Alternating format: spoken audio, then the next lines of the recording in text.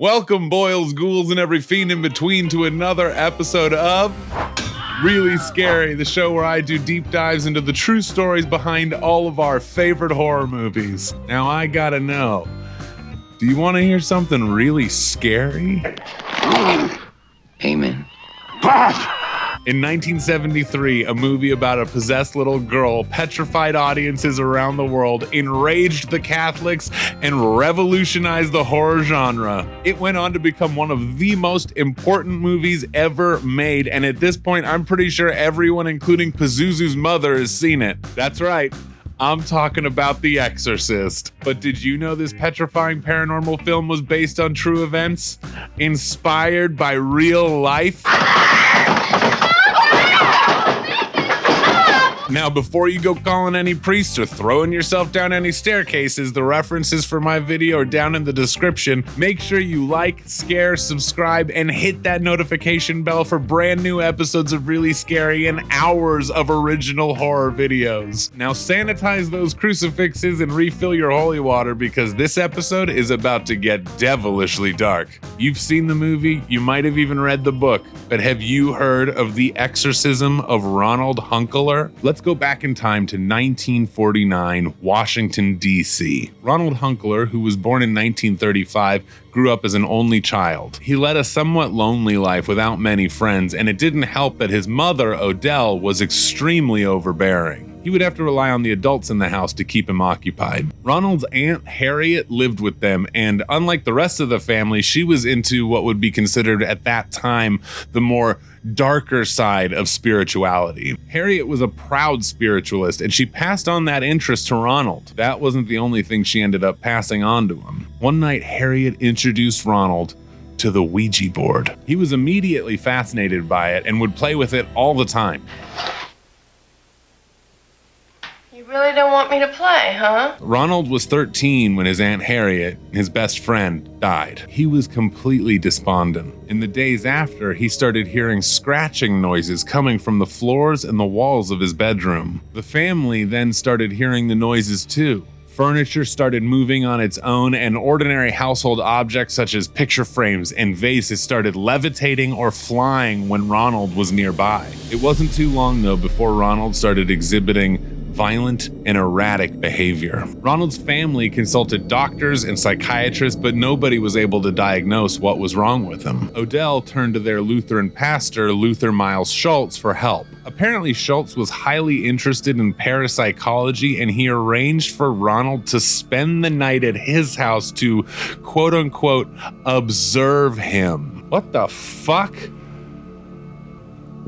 That sounds super sketchy. I don't know. I mean, especially because Ronald got way worse after that. Anyway, make what you will of that whole situation. Schultz claimed that he himself witnessed household objects and furniture move around while Ronald was present and suggested that the family seek the assistance of the Jesuits. He thought that an exorcism might be in order. Odell contacted Father E. Albert Hughes, the local Catholic priest, and presented him with their situation. Father Albert then asked his superior's permission to perform an exorcism on Ronald in late February 1949. The church granted his request. Ronald was taken to Georgetown University Hospital, which is a Jesuit institution, and a Catholic priest named Edward Hughes conducted an exorcism on him. All right, this next part is wild. According to the priest's diaries, he said that he restrained Ronald to his mattress. And apparently, while Father Hughes began his recitations, red scratches started forming all over Ronald's body. He managed to slip one of his hands out of the restraints and broke one of the bed springs under the mattress. Ronald slashed the broken spring across Father Hughes' shoulder, and the exorcism had to be stopped. The Hunkeler family didn't know what they were supposed to do, so they packed up all of their belongings and moved in with relatives in the suburb of Belle Noire in St. Louis, thinking that it might have been the house that was the problem. Maybe it was haunted, I don't know. Spoiler alert, they were wrong. Ronald's cousin ended up putting the family in contact with Father Walter H. Halloran and Reverend William Bodern. Both priests paid Ronald a visit where they said they witnessed a shaking bed, moving objects, and Ronald speaking in a guttural voice. Hi, I'm Ronald. Nice to meet you.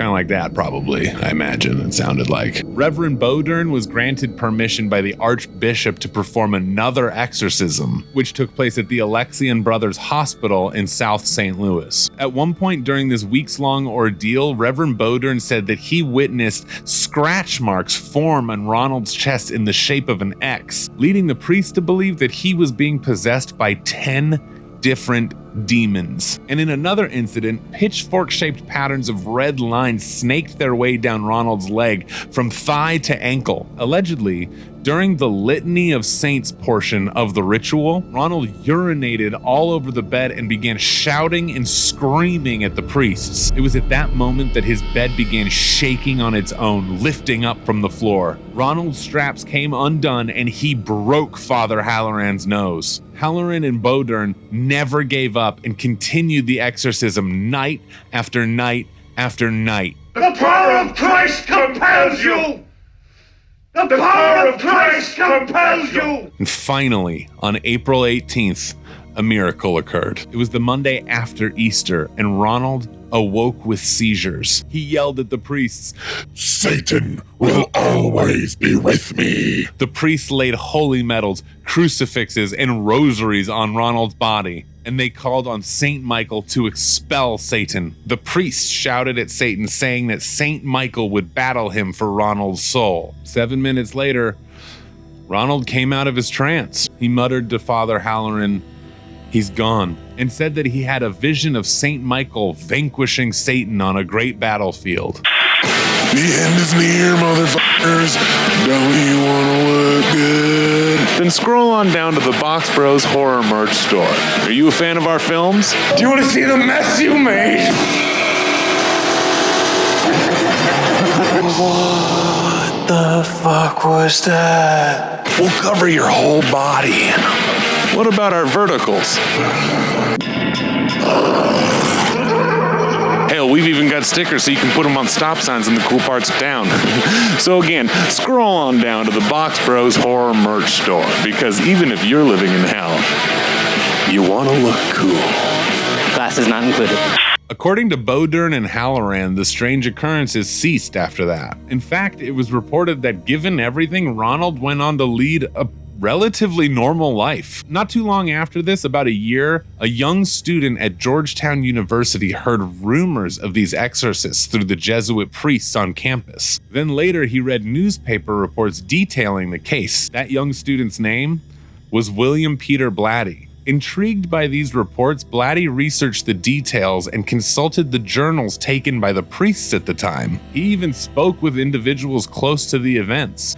Blatty was fascinated by the idea of an authenticated demonic possession, viewing it as a potential quote-unquote boost to faith if it were true. Years later, while looking for inspiration for his 5th novel, Blatty saw the film Rosemary's Baby. He was immediately inspired and wanted to write a novel in the same vein. He remembered what he had learned about the possession of young Ronald and ended up turning that into the book we all know today as The Exorcist. Now, for anyone who saw the video I did on Amityville Horror, you might know where I'm headed with this. The Exorcism of Ronald Hunkler, while absolutely terrifying, is also absolute and utter bullshit. Author Mark Obsasnik was interested in the case and did a little bit of his own investigating. You see, he didn't believe some of the paranormal claims that were associated with the story, proposing that Ronald Hunkler was simply, and I quote, a spoiled or disturbed bully who threw deliberate tantrums to get attention or just get out of school. Obsasnik reported that Father Halloran, who was there for the boy's exorcism,